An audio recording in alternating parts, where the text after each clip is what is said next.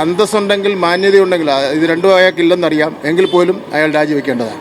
ഈ രാഹുലിന് പിന്തുണ കൊടുക്കുന്നത് മാത്രമല്ല, ഈ അതിജീവിതയെ അധിക്ഷേപിക്കുന്ന പരാമർശങ്ങളാണ് പല നേതാക്കളും നടത്തുന്നത്. അതിനൊരു നടപടി വേണ്ടതല്ലേ? അല്ല, അതെല്ലാം ഓരോരുത്തരുടെ സംസ്കാരം അനുസരിച്ചാണ് ഓരോരുത്തർ പ്രതികരിക്കുന്നത്. നമുക്ക് തീർച്ചയായിട്ടും ആ പാവപ്പെട്ട പെൺകുട്ടിയുടെ ഭാഗത്ത് നിന്നാണ് ചിന്തിക്കേണ്ടത്. പക്ഷേ ഇന്നലെ കഴിഞ്ഞ ദിവസം എം.വി. ഗോവിന്ദൻ പറഞ്ഞത് രാജിവെക്കണമെന്നാണ് രാഹുൽ. അന്തസ്സുണ്ടെങ്കിൽ മാന്യതയുണ്ടെങ്കിൽ ഇത് രണ്ടും അയാൾക്കില്ലെന്നറിയാം, എങ്കിൽ പോലും അയാൾ രാജിവെക്കേണ്ടതാണ്. ഒരു കാര്യം, ഇപ്പോൾ താങ്കൾ രാഹുൽ മാങ്കൂട്ടം രാജിവെന്ന് പറഞ്ഞല്ലോ. നേരത്തെ ഈ മുകേഷ് MLA സമാനമായ കേസിൽ റേപ്പ് കേസിൽ പ്രതിയെടുത്ത് കുറ്റപത്രം കൊടുത്ത് അറസ്റ്റ് ചെയ്യപ്പെട്ട ഒരാളാണ്. മുകേഷ് ഇല്ലാത്ത എന്ത് ധാർമ്മികതയാണ് രാഹുൽ മാങ്കൂട്ടത്തിന് വേണ്ടത്? അദ്ദേഹം രാജിവെന്ന് ആരും പറഞ്ഞിട്ടുണ്ട്. എനിക്ക് അതിൻ്റെ വിശദാംശങ്ങൾ എനിക്കറിയില്ല.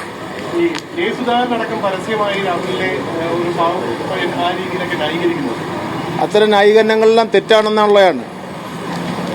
മാധ്യമങ്ങൾ കാണേണ്ടത് മനുഷ്യത്വത്തിലും സ്ത്രീ പക്ഷത്തു നിന്നും നമ്മൾ ചിന്തിക്കുന്നതിന് വേണ്ടി തയ്യാറാവണം. അങ്ങനെ തയ്യാറാകുമ്പോൾ മാത്രമേ ഇതിന് എത്രമാത്രം ഗൗരവമുണ്ടെന്നും എത്രമാത്രം മനുഷ്യത്വരഹിതമായിട്ടുള്ള കാര്യങ്ങളാണ് നടന്നിരിക്കുന്നത് എന്നുള്ളവരെ മനസ്സിലാവും. അതെനിക്കറിയില്ല. ഈ രാഹുൽ മാങ്കൂട്ടമായിട്ട് ഇടതുപക്ഷത്തിലെ നേതാക്കളൊക്കെ വേദി പങ്കെടുത്ത ഒരു ജാഗ്രത കുറവുണ്ടായിട്ട് തോന്നുന്നു. ഒരു ജാഗ്രത കുറവുമില്ല നമുക്ക്. വേദി പങ്കെടുക്കാൻ പാടുള്ളതായിരുന്നു. ഒരു ധാർമ്മിക അതെല്ലാം നമ്മൾ വ്യക്തമാക്കിയിട്ടുള്ള കാര്യങ്ങളാണ്.